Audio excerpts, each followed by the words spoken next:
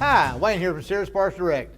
Today we're going to troubleshoot a riding lawnmower engine that spins but won't start when the starter motor runs. Once it's spinning, the engine needs three things to run: fuel, spark, and compression. Here's a quick test that can often eliminate two of those suspects right away. We'll check to see if the engine has compression and spark by spraying a short burst of starter fluid into the engine cylinder. The highly combustible starter fluid will start the engine briefly if the cylinder gets spark and the right amount of compression.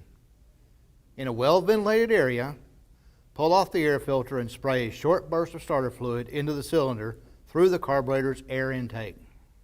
Now, try to start the engine. If the engine doesn't start at all, you can skip to the next section on fuel system troubleshooting and move on to checking the ignition system. If the engine starts briefly and then dies, you know the spark and compression are okay, leaving you with a fuel supply problem. A dirty carburetor is usually the culprit when the engine isn't getting fuel. But before you replace or rebuild the carburetor, check these basic fuel supply issues so you don't waste money on a part you don't need. If the air filter you just pulled off is dirty, replace it. You need a clean air filter so the right amount of air can mix with the fuel to start the engine. If you haven't used the mower for several months, drain and refill the fuel tank with fresh gas. Over time, gas absorbs water and loses combustibility. In the future, if you don't use up all the gas before storing your riding mower for several months, add fuel stabilizer to your gas tank. A clogged fuel filter won't allow gas to flow to the carburetor. Replace the fuel filter if you haven't changed it within the last year. Here's a video that shows you how. The fuel solenoid valve shuts off fuel to the carburetor to prevent backfire when you kill the engine. If the wire is disconnected, the solenoid won't open to allow fuel to flow to the carburetor. Check the wire harness connection on the fuel solenoid valve. Reconnect the valve wire harness if you find it disconnected. Check the fuel line from the fuel tank to the carburetor for clogs or damage. Clear any clogs and replace the fuel line if damaged. If your engine has a fuel pump, replace the pump if it doesn't move gas through the fuel line to the carburetor. If you found no problems when checking these fuel system issues, then rebuild or replace the carburetor to restore fuel supply to your engine. If your engine didn't start with the help of starter fluid, check the ignition system. First, make sure you have the spark plug wire firmly connected to the plug. Replace the ignition coil if you find damage to the spark plug wire because the wire is part of the coil. Here's a video that shows how.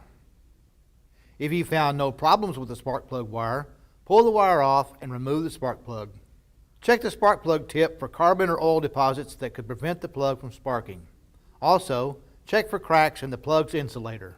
Replace the spark plug if the plug's too foul to spark or the insulator is cracked. If the spark plug looks okay, use a spark plug tester to see if the plug is getting current from the ignition coil.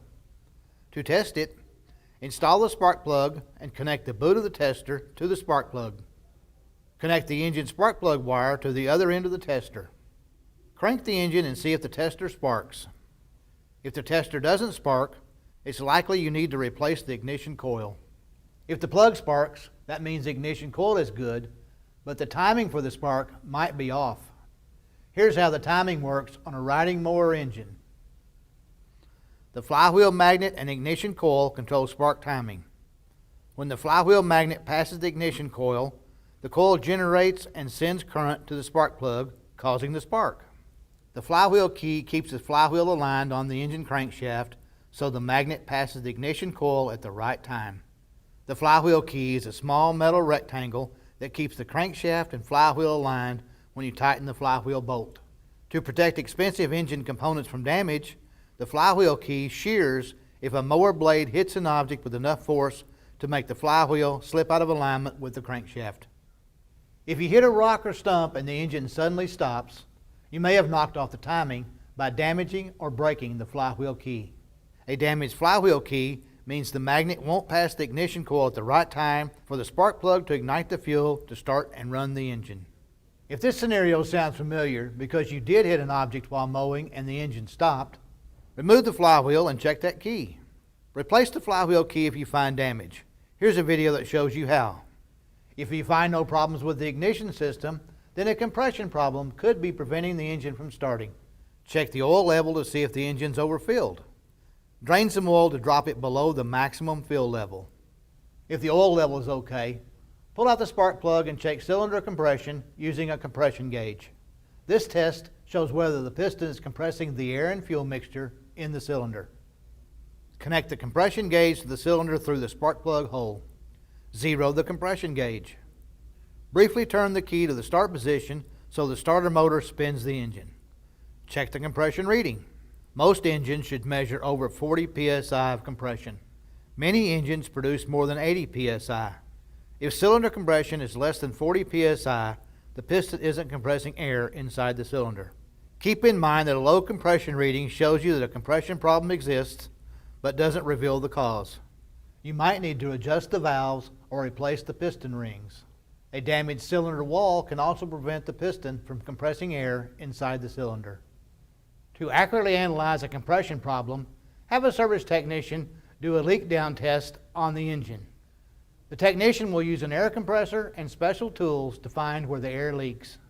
Once the technician finds the cause of the compression problem and fixes it, you can get back to mowing.